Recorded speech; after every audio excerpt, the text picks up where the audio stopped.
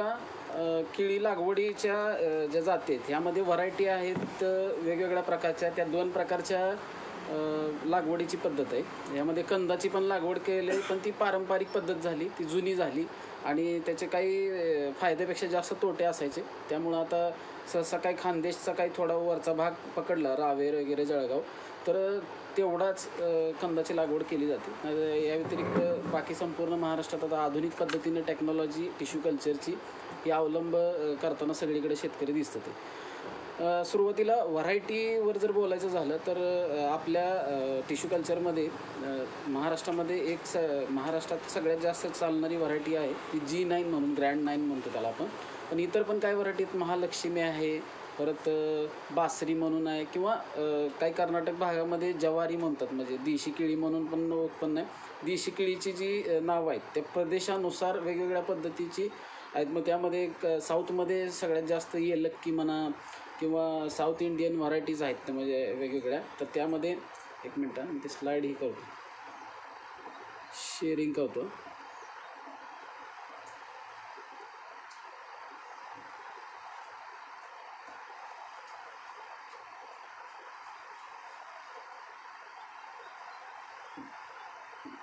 दिसतंय ना आता?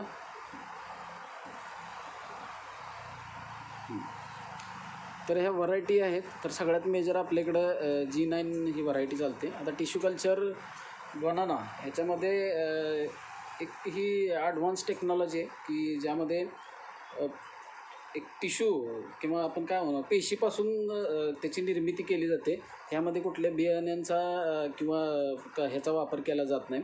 आणि आता ह्याचे प्लांट म्हणा किंवा जे बनवणाऱ्या कंपन्या किंवा गव्हर्नमेंटनीच थोडा सगळीकडनं सपोर्ट केल्यामुळं टिश्यू कल्चरचं पूर्णपणे फास्ट स्प्रेडिंग म्हणजे म्हणजे काय म्हणू आपण टिश्यू कल्चर उत्पादनात किंवा टिश्यू कल्चर लावण्यासाठी आता शेतकऱ्यांना काही तेलंगणा ह्यासारख्या किंवा आंध्र प्रदेशसारख्या राज्यामध्ये सबसिडी दिली जाते. महाराष्ट्रामध्ये नाही दिली जात, पण त्यांना एक प्रोत्साहन म्हणून टिश्यू कल्चरकडं वळवण्यासाठी ही गव्हर्नमेंटनी वेगवेगळे हे केलेले आहेत. तर आता ह्याच्यावर काय जास्त बोलत नाही अजून म्हणजे कारण ते भरपूर प्रेझेंटेशन आहे. एका ह्याच्यावर म्हणलं तर एक जास्त तास 2 तास जातील. तर उरकतं घेतो. मेनमध्ये केळीमध्ये आपल्याला अन्नद्रव्याचा पुरवठा करत असताना मेन न्यूट्रंट लागतात. त्यामध्ये NPK आहेत, ते किलो आणि क्विंटलमध्ये आपण ते केळीसाठी उपयुक्त आहेत. त्याच्यानंतर सेकंडरी न्यूट्रंटमध्ये कॅल्शियम, मॅग्नेशियम, सल्फरची आवश्यकता असते. त्याच्यानंतर मायक्रो न्यूट्रंटमध्ये zinc, molybdenum, ferrous, copper, manganese, इतर हे PPMमध्ये आवश्यकता असते. तर हे झाले मेन मुख्य दर. आणि टाईप ऑफ फर्टिलायझरमध्ये केमिकल फर्टिलायझर आणि ऑर्गॅनिक फर्टिलायझर. आता ह्यात ऑर्गॅनिक फर्टिलायझरमध्ये आपण शेणखताचा सगळ्यात महत्त्वाचा वापर आहे. म्हणजे प्रॅक्टिकली जर आपण बघायला गेलं तर सगळे शेतकरी जवळजवळ शेणखताचा वापर केल्याशिवाय केळीची जे चांगलं एक्सपोर्ट क्वालिटीचं उत्पादन आहे ते मिळवण्यासाठी मी तर म्हणतो की माझं वैयक्तिकसुद्धा मत असं असतं की शेणखताशिवाय शेतीला पर्याय नाही. जर तुम्हाला केमिकल फर्टिलायझरची इफिशियन्सी वाढवायची असेल तर तुम्हाला कंपल्सरी शेणखताचा वापर करणं हे अत्यावश्यक आहे. शेणखताचा वापर का करायचं आहे तर त्यामुळं जमिनीची पोत सुधारताना शेणखताच्या वापरामुळे तुमचं काही उत्पन्न लगेच काय दुप्पट होणार नाही. पण ज्या काही आपण केमिकल किंवा रासायनिक गोष्टी वापरतो आहे त्याचा कुठंतरी त्याची कार्यक्षमता वाढणं आणि जमिनीचा पोत सुधारणं ह्या महत्त्वाच्या बाबी ह्या शेणखतामुळे होतात. त्यामुळं मुळामध्ये नुसतं केमिकल्स किंवा नुसतं ऑर्गॅनिक किंवा नुसतं शेणखतावर पण कुठल्या पद्धती येतात. आता ह्यात प्रॅक्टिकली एक मला असा अनुभव आहे माझा स्वतःचा की देशी केळीमध्ये शेणखताचा वापर हा अधिक प्रमाणात असेल तर चांगलं उत्पन्न येतं. तसंच टिश्यू कल्चरमध्ये एवढा फारसा जास्त नाही. पण कसं आहे हायब्रिड ज्या व्हरायटी आहेत त्या व्हरायटींना तुम्हाला केमिकल फर्टिलायझर देणं गरजेचं आहे. म्हणजे संकरित जे कुठलं पण आहे म्हणजे केळीच नाही अदर कुठल्या पण जे फोन व्हरायटी असतात म्हणजे त्या व्हेजिटेबलमधल्या असो किंवा इतर कुठल्याही ह्याच्यातल्या असो तर ज्या संकरित व्हरायटी आहेत त्याला त्यानुसार जेनेटिकली मॉडिफाय केलेलं असतं. त्यामुळे त्याला तिथं तर रासायनिक खतांचा वापर हा बंधनकारक आहे. आता रासायनिक खतांचा वापर कमी करावा असं सगळीकडे सगळ्या जगात चर्चा आहे किंवा आपण ऐकतोच आहे की बाबा रासायनिक खताने जमीन खराब झाल्या असं झालं तर झालं. पण कमर्शियली फार्मिंग करण्यासाठी रासायनिक खताचा संतुलित वापर म्हणतो मी शब्द परत वापरतो. संतुलित बॅलन्स फर्टिगेशन करणं हे अत्यंत आवश्यक आहे. जर बॅलन्स फर्टिगेशन नसेल तुमचं तर साहजिकच तुमची रासायनिकची पातळी वाढल्यानंतर रेसिड्यू फ्री उत्पन्न मिळणार नाही किंवा त्या जमिनीतलं उत्पन्न तुमचं एक वेळेस 1 वर्ष घेतल्यानंतर एक सस्टेनेबल जी तुम्हाला मिळणारं उत्पादन आहे ती कुठंतरी घटत जातं आणि त्याच्यामुळं तुम्हाला येणाऱ्या पुढच्या भविष्यामध्ये म्हणजे आज जर समजा आपण ऊस 100 टन काढतोय तर तो भविष्यामध्ये कमी कमी होत जाऊन त्याची उत्पादकता ही जमिनीची कमी होते. त्याच्यासाठी मोस्ट इम्पॉर्टंट आहे की आपण ऑर्गॅनिक फर्टिलायझरचा पण ह्याच्यात तेवढा त्याच पद्धतीने वापर केला पाहिजे. आता फर्टिलायझरमध्ये टाईप्स ऑफ फर्टिलायझर आहेत, त्यामध्ये स्ट्रेट काय खतं आहेत, परत मिक्समध्ये आहेत, काय कॉम्प्लेक्स आहेत, काय लिक्विड आहेत, असे ह्या पद्धतीत आहेत. तर आता साधं वरवर तर सांगतो, युरिया आहे, अमोनियम सल्फेट आहे, single super phosphate, triple super phosphate, MOP, SOP, DAP इथपर्यंत. आता DAP पासून जर आपण खाली गेलं तर कंपाऊंडमध्ये आहेत, म्हणजे 10-26-26, 12-32-16, 15-15, 18-18-10, 20-20, 23-23, 0, 17-17 इथपर्यंत आलं. आणि एक नवीन म्हणजे काय म्हणू आपण त्याला, खताची एक नवीन लिक्विड म्हणून आपण एक कन्सेप्ट नवीन आला काही वर्षापूर्वी, तर त्याचं पण आहे की त्यामध्ये आपण 19-19, 12-61, 0-52-34, 13-0-45 व 0-0-50 ह्या खतांच्या पण वापराने आपण त्याचं सगळं खत व्यवस्थापन किडीमध्ये आपण करू शकतो. आता सगळ्यात महत्त्वाचं NPK त्याची वर्क अँड अवेलेबिलिटी असते. सगळ्यात महत्त्वाचं मुख्य अन्नद्रव्य आणि त्याच्यानंतर दुय्यम अन्नद्रव्य, ह्या 2 घटकांवर पूर्णपणे पिकाचं खत व्यवस्थापन, किडीच्या पिकाचं खत व्यवस्थापन केलं जातं. तर ह्यामध्ये नत्र आहे, स्फुरद आहे, पालाश आहे. नायट्रोजनचं महत्त्वाचं आहे की कायिक वाढ करतं, म्हणजे उत्पादनाचा नको असणारा भाग हा नत्र फक्त वाढवतं.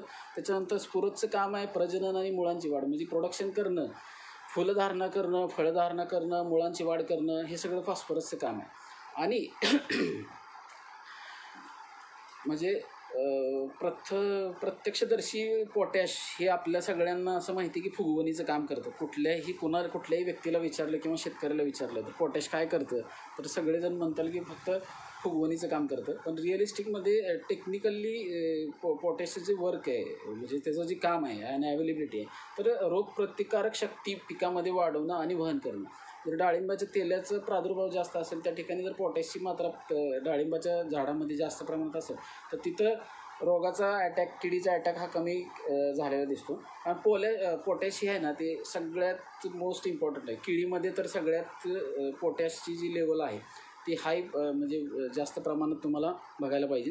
आता ह्याचं मी अवेलेबिलिटी आणि वर्कमध्ये सांगतो. काय नत्र आहे ते कायिक वाढ करतं, म्हणजे उत्पादनाचा नको असणारा भाग आपल्याला म्हणा पानं, फांद्या किंवा बुंद्याची साईज वाढवणं किंवा त्याची उंची वाढवणं ह्यासाठी असतं. पण आता नत्र टाकल्यापासून 48 तासामध्ये लागू होतं. त्यातला पण 50% ते 50%, 50% आणि 50% हे चालू हंगामातील खतांची सरासरी, म्हणजे 30-35% आत्ता टाकलेले आणि मागील हंगामातली स्थिर झालेली खतांची सरासरी 60-65%.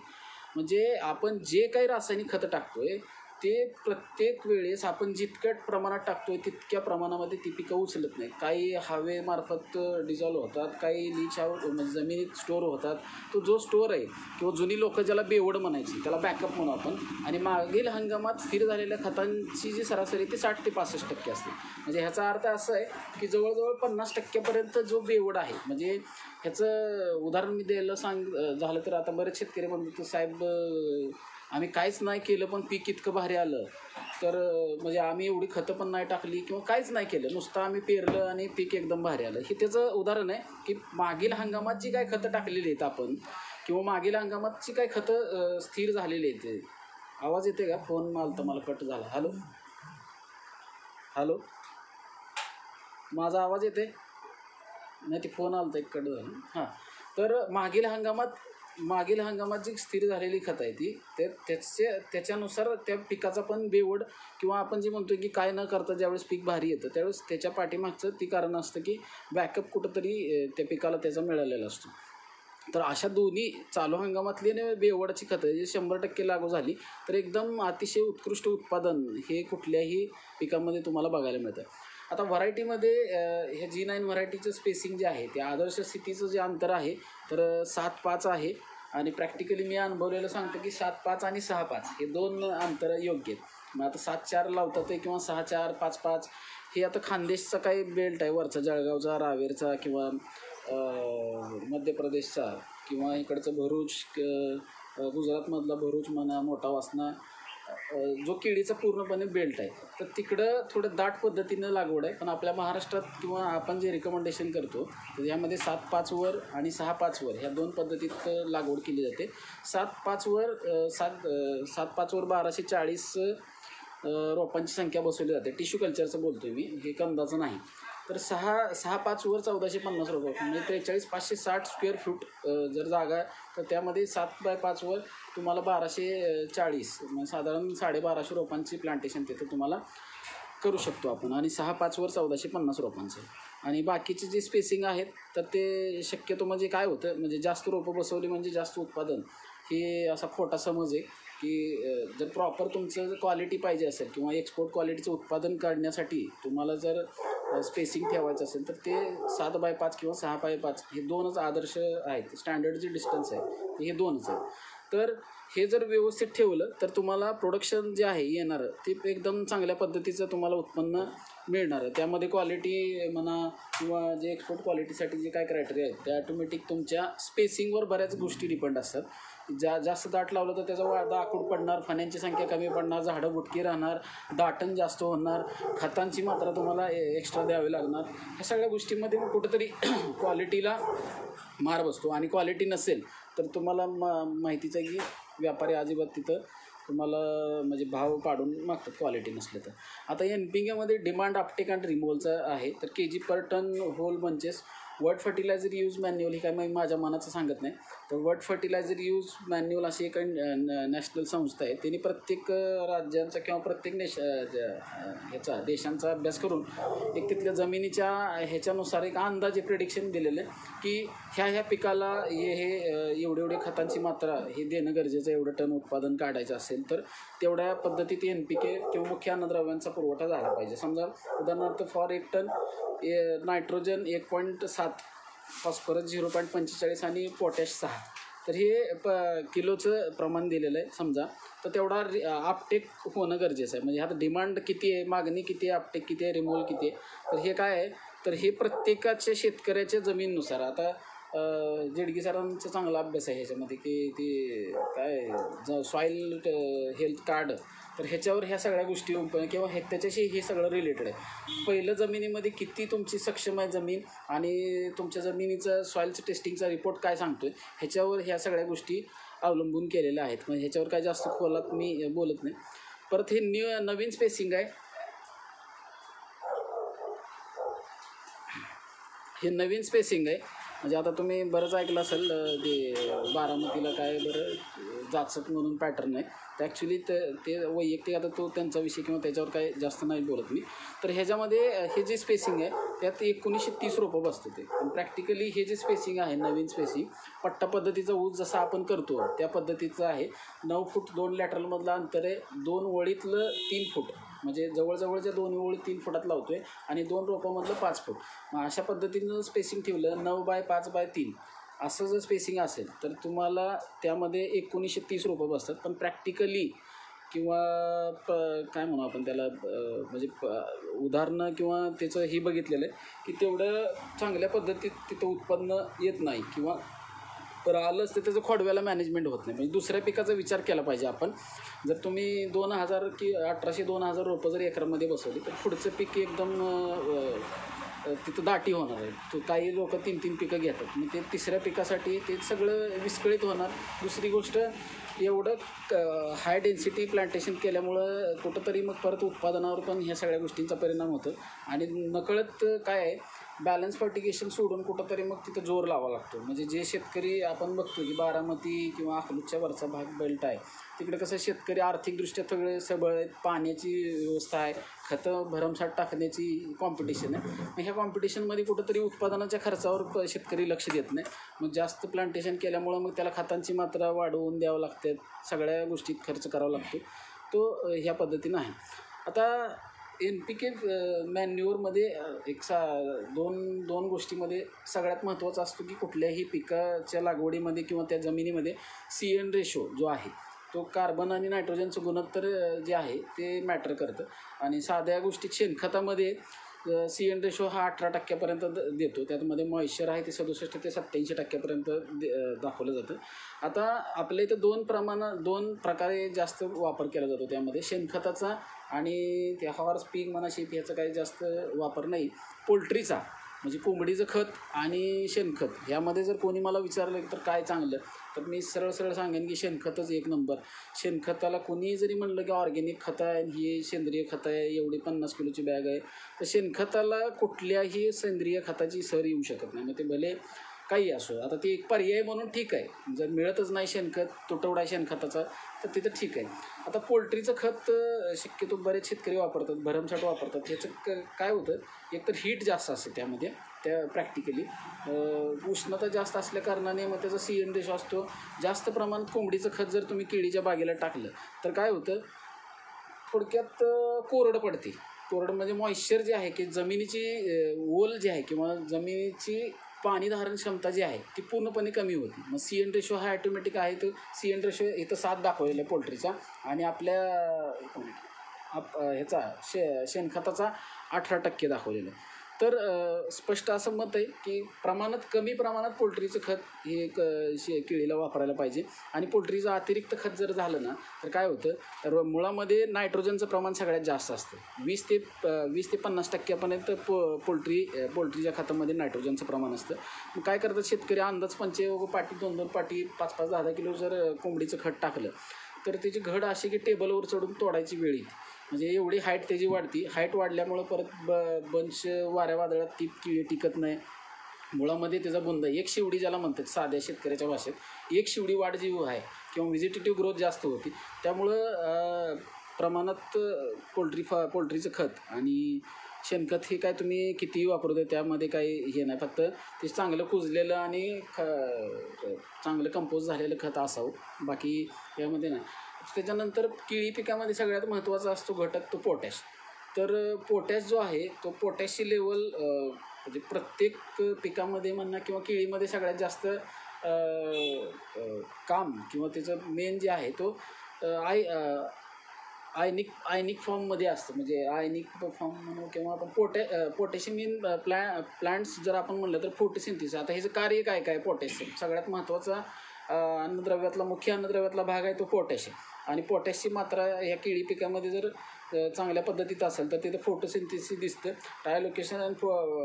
ट्रान्सलोकेशन अँड फोटोसिंथेसिस म्हणजे जी काही प्रकाशसंश्लेषणाची क्रिया झाली ती सगळ्या पूर्ण झाडामध्ये किंवा पूर्ण फिजिओलॉजीमध्ये सगळीकडे चेंज पोचवण्याचं काम हे होतं.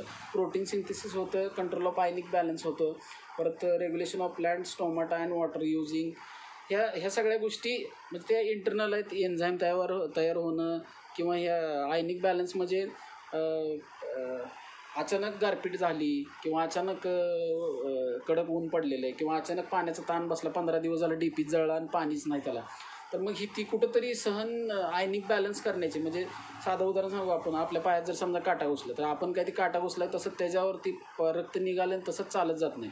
2 मिनटात एका क्षणामध्ये त्याची प्रतिक्रिया देतो आपण त्या झालेल्या परिस्थितीला. तर त्या परिस्थितीत जे काय वातावरणात बदल होते ते कंट्रोल ऑफ आयनिक बॅलन्स करण्याचं काम ही पोटॅश ह्याच्यामध्ये आहे.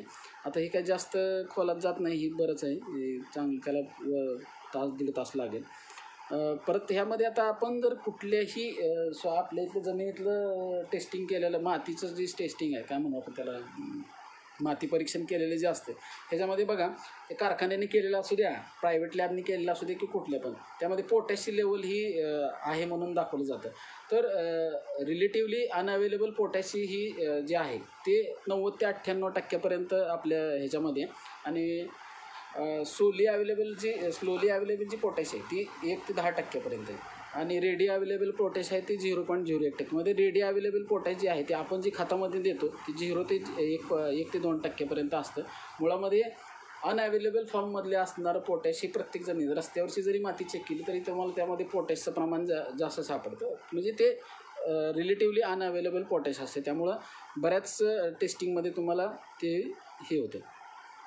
ही काय कंपनीचा विषय तो. आता ह्याच्यामध्ये फर्टिलायझर आता डिफिशियन्सीमध्ये ह्यामध्ये पानांच्या ह्याच्यावरती डिफिशियन्सी म्हणजे मुख्य अन्नद्रव्याची कमतरता जर झाली तर ह्याच्यामध्ये डिफिशियन्सी ज्या जाणवतात त्या आता आपण आता बघतोय. तर पोटॅशच्या डिफिशियन्सीमुळं पानं पिवळं पडणं, म्हणजे आता ह्यात दोन आहेत. नॅचरली पानं कधी पिवळी पडतात, आत सावली असते, वरनं जर 6 ते 7 महिन्याच्या पुढची बाग असेल तर नॅचरली ती गोष्ट आहे. आतून जर पानं पिवळी पडून जर वाळत असतील तर सूर्यप्रकाश मिळत नसतो आणि त्याचा एक अवतार म्हणा आपण, किंवा आपण त्याचा कालावधी संपलेला त्या पानांचा. एक कधी ती पानं जुनी असतात, तर जुनी पानं गळून पडणं ही एक नॅचरल गोष्ट आहे आतली. पण जर वरच्या भागामध्ये, झाडाच्या वरच्या भागामध्ये जर तुम्हाला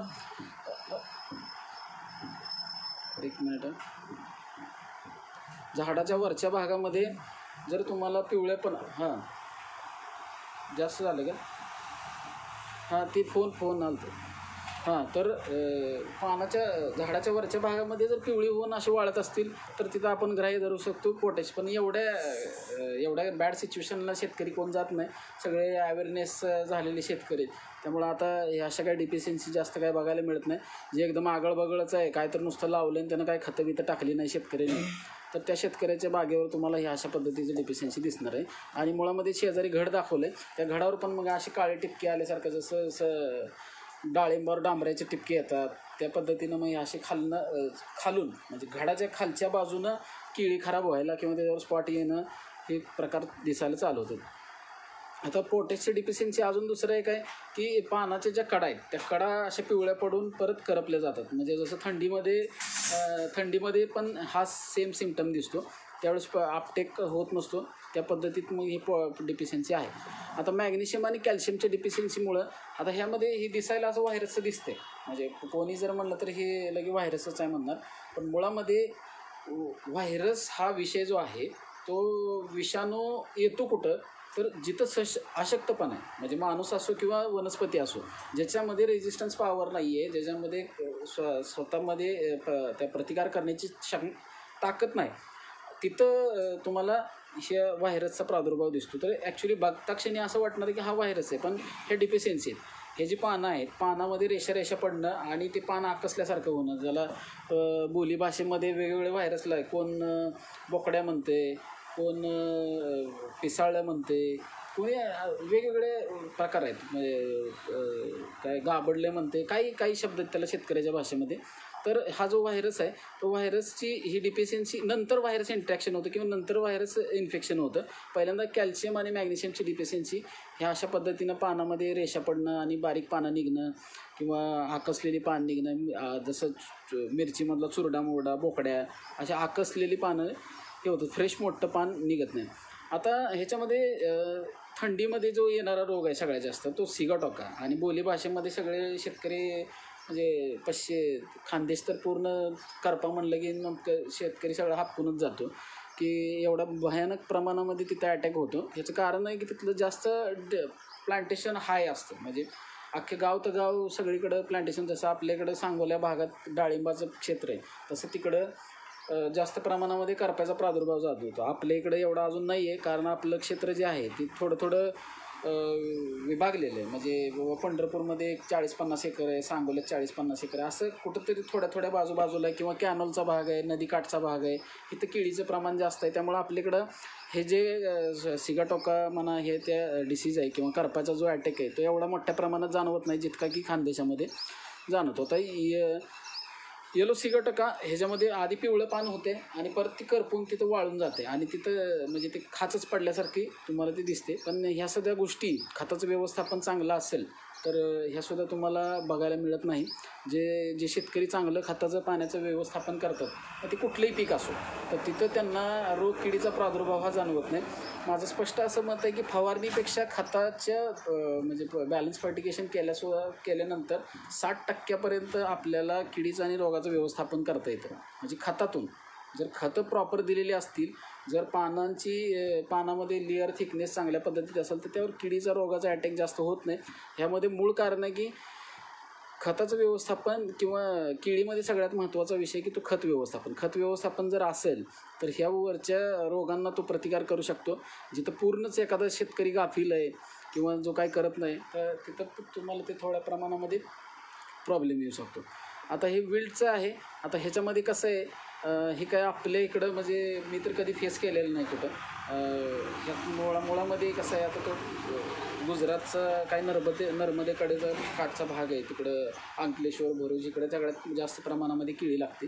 तिकडं कसं आहे, एकदम पाण्याचा ताण आणि जमिनी एकदम पांढरशी पटेल, तर तिथं ही अशी सड लागल्यासारखी होती. किंवा आपल्या इथं सुद्धा होती, पाण्याचा जर एकदम ताण पडला, केळी ही पीकमध्ये त्या खोडामध्ये 90% पाणी असतं. क्रश जर केलं तर आपण नुसतं पाणी निघतं त्यामध्ये. आणि जर ते त्या खोडामधलं पाण्याचं प्रमाण कमी झालं तर ॲटोमॅटिक, आता बघा दुष्काळामध्ये केळी साधी गोष्ट आहे. जर केळीची ही म्हणजे प्रॅक्टिकली मी अनुभवलेली गोष्ट आहे आणि तुमच्या पण लक्षात येईल.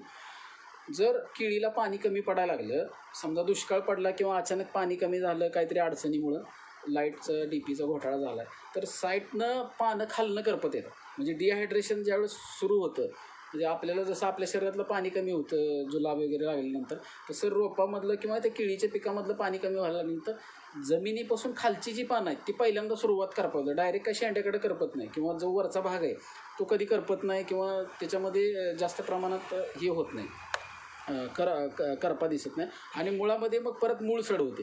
आणि हे असं आत्ता चित्रामध्ये जसं बघताय तुम्ही, तर तसं ते खालून सडून कोलमडायला चालू होतं, किंवा त्याला नासून म्हणा किंवा तिथं बुरशी लागून ते होतं. पाण्याच्या सगळ्या केळीमध्ये पाणी आणि खत ह्या 2 गोष्टी इम्पॉर्टंट आहेत. तर ह्या पद्धतीचं ते आहे. आता हे काय फ्युचरम विल्ट वगैरे हे आपल्याकडं एवढं नाही, ते अति कोण काय बघतच नाही, किंवा बोगस असतात काय न करणारे, तिथंच ते तुम्हाला जावं. आता ह्यात मेन आहे बंच स्टॉप व्हायरस. तर हा सगळ्यात महत्त्वाचा आहे. आता ॲक्च्युली हा व्हायरस 2 प्रकारे हे होतो. म्हणजे जर तुम्ही पोषक वातावरण, म्हणजे कधी अचानक थंडीच्या पिरियडमध्ये सगळ्यात जास्त होतं हा व्हायरसचं जे प्रमाण आहे. आता तुम्ही बघितलं असेल की न्यूज पण बघितल्यात, खानदेशमध्ये बागाच्या म्हणजे एवढं लाखो क्षेत्र उपटून टाकलं, ह्या कंपनीनं असं केलं, त्या कंपनीवर असं झालं. मग ह्या सगळ्या गोष्टीमध्ये काय आहे, तर मुळामध्ये ती वारंवार त्याच जमिनीमध्ये तीच पिकं घेणं, मग त्याचे स्पोर्स कुठंतरी, किंवा त्याचं जे इन्फेक्शन आहे ते कुठंतरी त्या जमिनीमध्ये किंवा आसपासच्या वातावरणात बाजूला सगळीकडे असतं. त्याच जमिनीत रिपीट तुम्ही तीच जर पिकं घेतली, पिकाचा फेरपालट जर नाही केला, तर तुम्हाला ह्या पद्धतीचं व्हायरस हा सगळ्यात जास्त मोठ्या प्रमाणात दिसतो. दुसरी गोष्ट, आपल्याकडं थंडीमध्ये हा डॉमिनंट कधी असतो, तर थंडीमध्ये असतो. त्याचं कारण पण असं आहे की मुळांची वाढ किंवा झाडाची ग्रोथ ही पूर्णपणे सस्टेनेबल झालेली असते. त्यामुळे वाढ पूर्णपणे सुप्त अवस्थेत, किंवा झाड म्हणण्यापेक्षा थंडीमध्ये कुठल्याच पिकाची वाढ होत नाही, तर ते कुठंतरी प्रोग्रेसमध्ये नसते. त्यामुळं मग ते अटॅक जर झाला, आणि ह्याच्यामध्ये जमीन सगळ्यात महत्त्वाची आहे, आणि पाण्याचं व्यवस्थापन. ज्या शेतकऱ्याला केळीच्या बागेचं पाण्याचं व्यवस्थापन जमलं ना, त्याच्या बागेवर व्हायरस येत नाही. म्हणजे मी स्वतः पण अनुभवलेलं आहे, प्रॅक्टिकली मी काम करताना पण बघतोय.